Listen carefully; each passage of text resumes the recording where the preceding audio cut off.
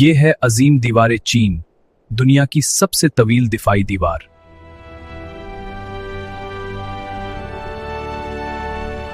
اسے حملہ آوروں سے بچاؤ کے لیے بنایا گیا۔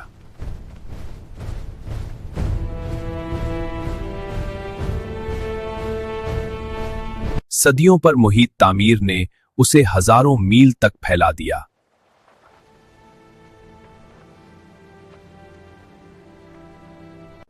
ہر برج جنگی نگرانی کا مرکز تھا۔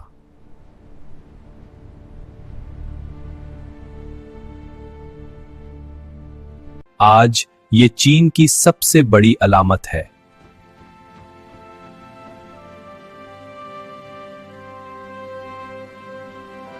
یہ دیوار انسانی عزم کی مثال ہے۔